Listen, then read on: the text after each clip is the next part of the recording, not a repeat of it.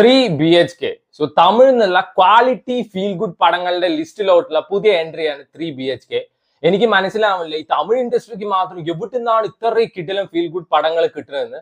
So ഒരു 1.5 years എടുത്ത് നോക്കി കഴിഞ്ഞാൽ മെയ്യഴകൻ ഇറങ്ങിയിട്ടുണ്ടായിരുന്നു, ടൂറിസ്റ്റ് ഫാമിലി ഇറങ്ങിയിട്ടുണ്ടായിരുന്നു, Madras matinee and now 3 BHK.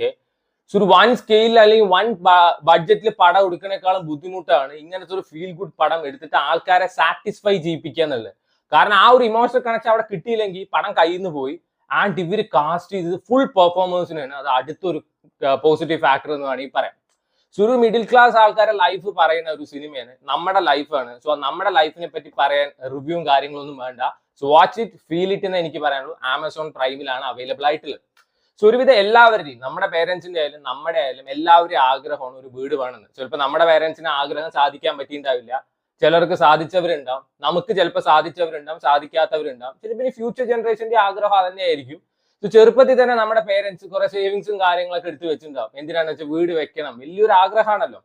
So ചിലപ്പോ പിള്ളേരുടെ പഠിത്തത്തിനായിട്ട് ആ സേവിങ്സ് എടുക്കേണ്ടി വന്നാൽ കടം വാങ്ങിക്കേണ്ടി വന്നിട്ടുണ്ടാവും. അതേപോലെ അവരുടെ ഒരു ഐഡിയോളജി എങ്ങനെയാ വെച്ചാൽ ഗവൺമെന്റ് സ്കൂളിൽ പോയി കഴിഞ്ഞാൽ പിള്ളേർ തെണ്ടികളാവും, പ്രൈവറ്റ് സ്കൂളിൽ മാത്രം ക്വാളിറ്റി എഡ്യൂക്കേഷൻ കിട്ടുള്ളൂ പറഞ്ഞിട്ട് കടം മേടിച്ചിട്ടാണെങ്കിലും ഈ സേവിങ്സ് എടുത്തിട്ടാണെങ്കിലും പ്രൈവറ്റ് സ്കൂളിൽ കൊണ്ടുപോയി ചേർക്കുമ്പോൾ ഈ പയ്യൻ അല്ലെങ്കിൽ ഈ പിള്ളേർ കൊണ്ട് ചിലപ്പോൾ അവിടെ ഒരു മിസ്മാച്ച് ആയിരിക്കും, അല്ലെങ്കിൽ അവർക്ക് അവിടെ അഡാപ്റ്റ് ചെയ്യാൻ പറ്റില്ല.